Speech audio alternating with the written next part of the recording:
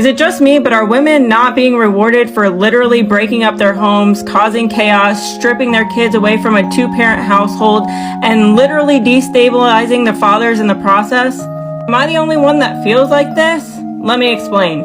Can someone explain to me how it's fair that women have the choice to leave their marriages, they plan ahead, they stack money, they lie, some of them even cheat, some of them make an exit plan for months and lie behind their husbands' backs for literal months, sometimes even years, or check out of a relationship, and then she's actually rewarded for it because now he has to pay her way and he essentially has to pay for two households based on her poor choice?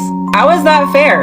And how is it in the best interest of the children if you're going to destabilize dad's house so much that he now has to pay for two households and he has to maintain her lifestyle? And what's crazy is that these men are so strapped for cash because the court systems are literally prioritizing the mother's household over the father's household, even if they have 50-50. There's just no freaking way that this is fair. Why are the moms consistently prioritized over the fathers and the fathers get the crappy end of the stick? Even though their houses are equally as important to the children. And not only that is that these women never want to go back to court to modify the situation. They will literally emotionally destabilize the dads, and they never want to go back to court to modify child support to make it lower. In fact, if he gets a better paying job or he is doing better in life, all of a sudden she's slapping him with a bigger child support payment. And the funny thing about it is women will always preach that, like, you're a deadbeat dad if you emotionally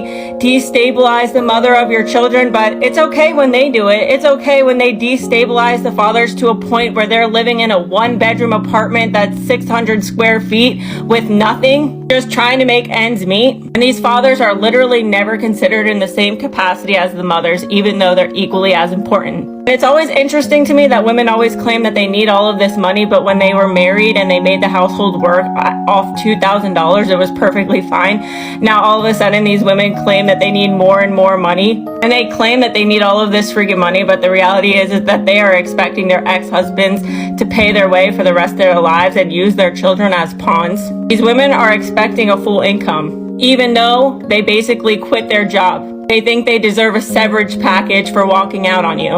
And what's even crazier is she actually has the audacity when she gets that child support number to cry that it's not enough, and she says dumb shit like, what about my rent? What about my rent? Well, if you are expected to pay 50% of your way and he's expected to pay 50%, then why do you need rent? So if he's paying most of your child support and most of your rent, then how are you contributing to your own children? That man is not responsible for your rent.